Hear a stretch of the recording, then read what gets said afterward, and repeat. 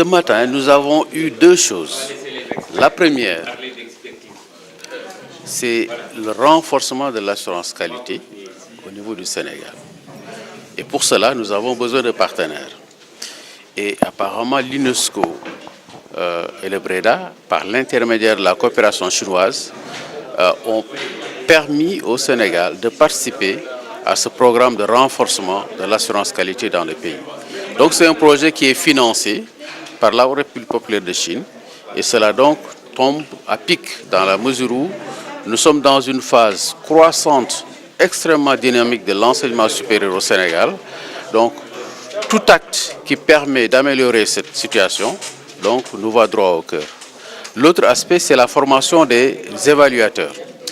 L'ANAQ-Sup organise à chaque fois des séminaires pour renforcer les capacités des personnes identifiées pouvant aller donc, faire des missions d'évaluation.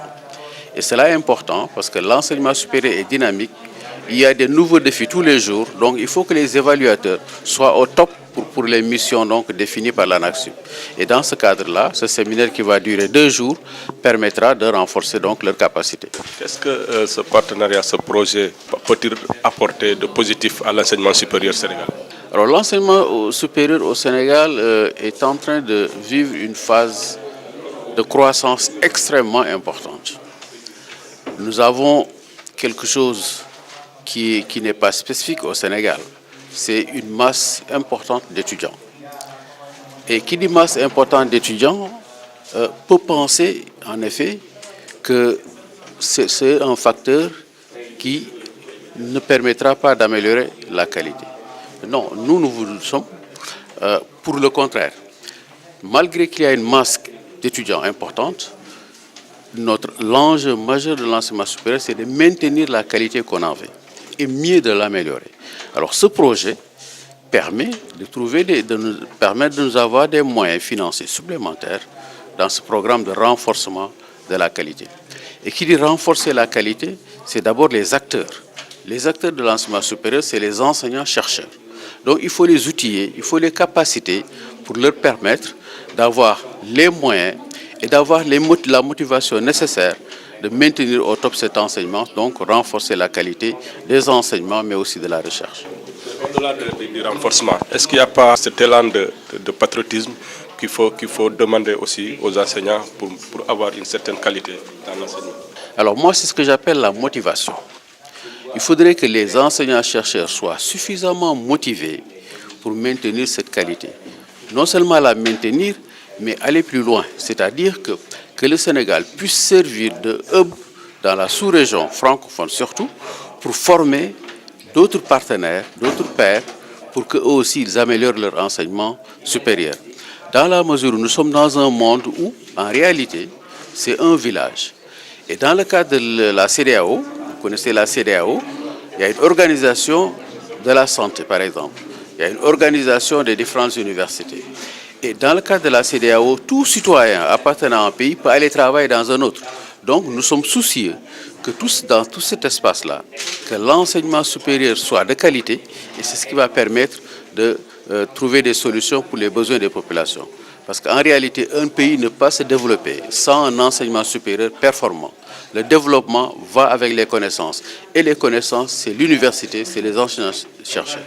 Alors, la motivation des enseignants, souvent les gens se trompent. Quand on parle de motivation dans un secteur comme l'enseignement, les gens pensent à l'argent.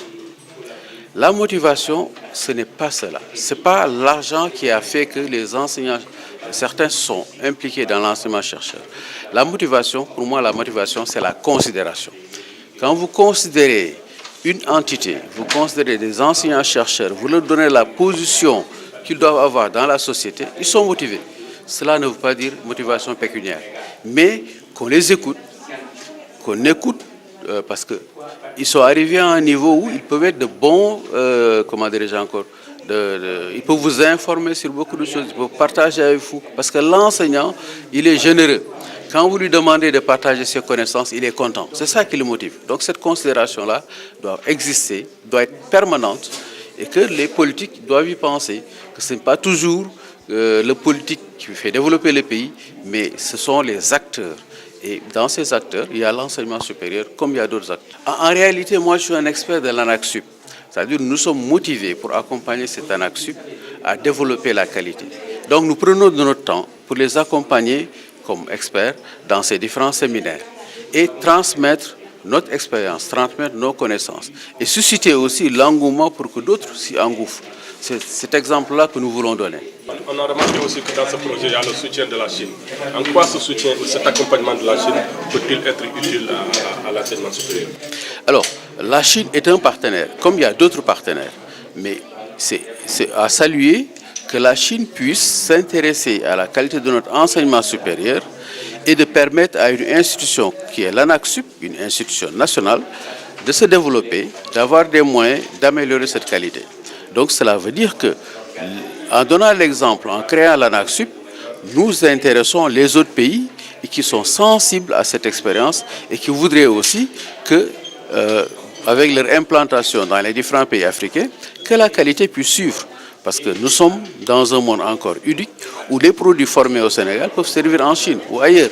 Donc cette qualité, tous les pays développés se soucient de cela.